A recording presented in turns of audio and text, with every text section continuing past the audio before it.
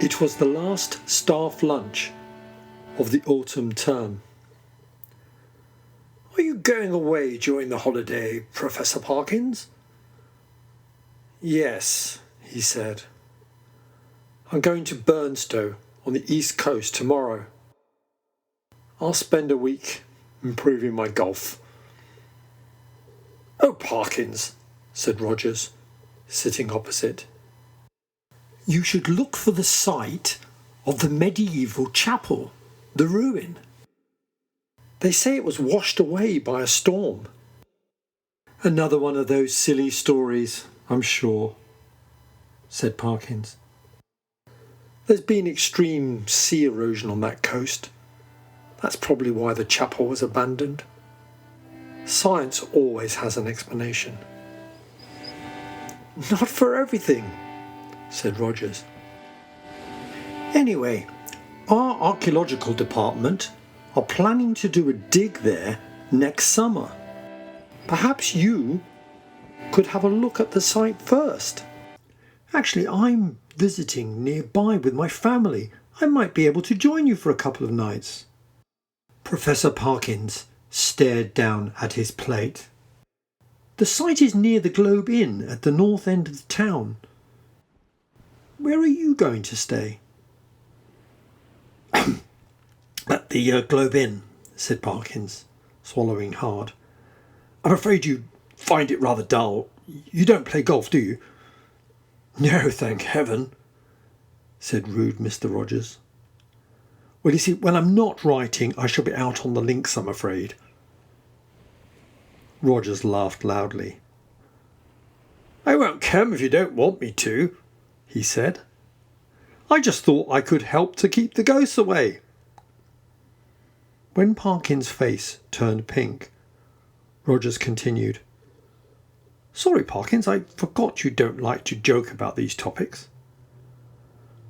"Well," Parkins said, raising his voice a little, "I do not like careless talk about what you call ghosts.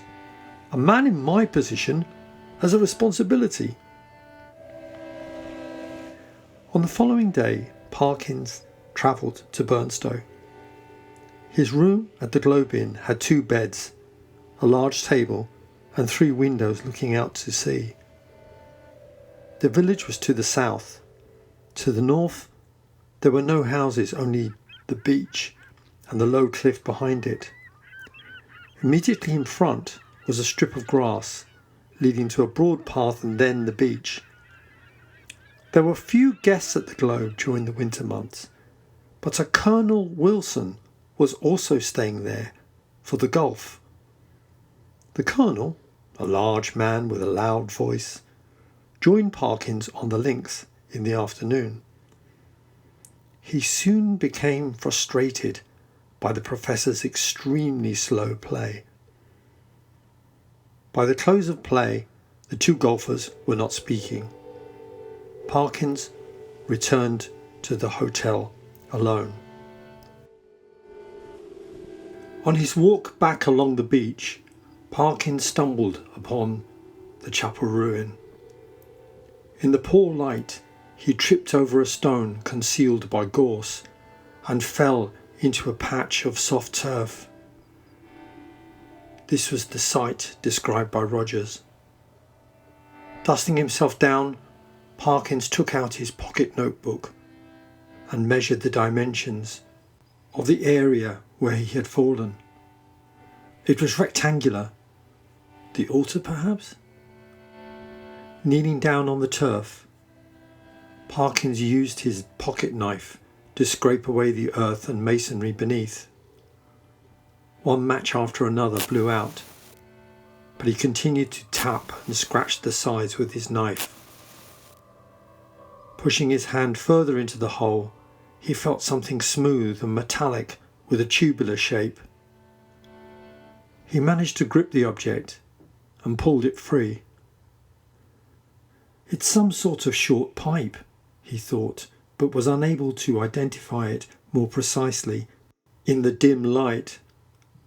Placing the item in his pocket, he decided to return the following day to investigate further.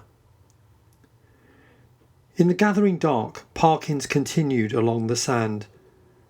To the west, a faint yellow light shone down on the links. A few figures moving towards the clubhouse were still visible. The beach was intersected at intervals by black wooden groins. Out in the darkness, the murmuring sea rolled against them. The wind was bitter from the north, but was at his back. He made good progress. Looking back in the direction of the ruined chapel, he was surprised to see a figure on the horizon of that lonely shore. Someone seemed to be hurrying after him. Parkins stopped to wait, but this running figure was not closing the distance. It was as if he was running on the same spot. Late for dinner, Parkins could wait no longer. Turning on his heels, he continued walking back towards the hotel.